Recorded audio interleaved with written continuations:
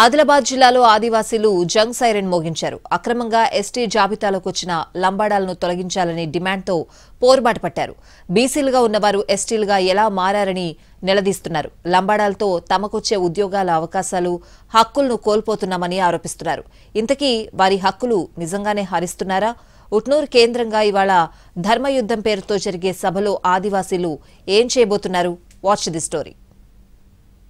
ST జాబితా నుంచి లంబాడాలను తొలగించాలన్న డిమాండ్తో ఆదివాసీలు పోరాటం ఉధృతం చేస్తున్నారు. అక్రమంగా ఎస్టీ జాబితాలోకి వచ్చి రిజర్వేషన్ ఫలాలు పొందుతున్నారని మండిపడుతున్నారు.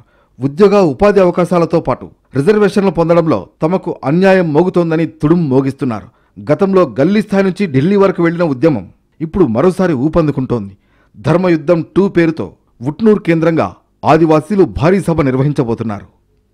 పోడు వ్యవసాయం, అడవులని ఆధారం చేసుకుని జీవించే ఆదివాసీలకు హక్కులు కాలక్రమేణా హరించుకుపోతున్నాయి.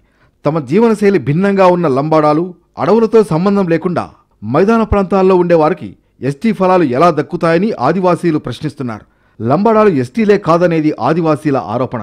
ఇదే అంశంపై 2017లో జరిగిన పోరు రాష్ట్రాన్ని షేక్ చేసింది.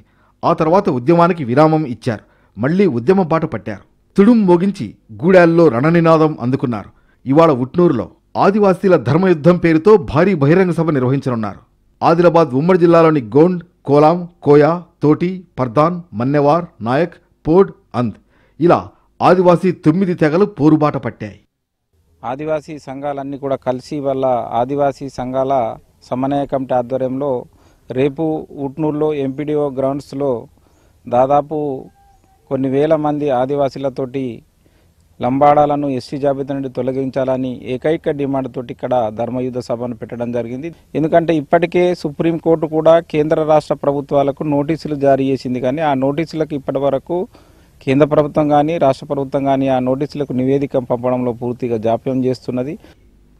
దేశంలోని పలు రాష్ట్రాల నుంచి వలస వచ్చిన సుగాలి, బంజారా, లంబాడాలు ఎస్టీ జాబితాలో ఉన్నారని, వాళ్లంతా తమ హక్కులను కాలరాస్తున్నారని ఆదివాసీలు వాపోతున్నారు. అయితే 1976లో తమను అధికారికంగా ఎస్టీ జాబితాలో చేర్చారని లంబాడాలు వాదిస్తున్నారు. ఇటీవల ఇదే అంశంపై వివరాలివ్వాలని కేంద్ర రాష్ట్ర ప్రభుత్వాలను ఆదేశించింది సుప్రీంకోర్టు. దీంతో తమకు అనుకూలంగా నివేదిక ఇవ్వాలని ప్రభుత్వాలపై లంబాడాలు ఒత్తిడి చేస్తున్నారని తెలుస్తోంది.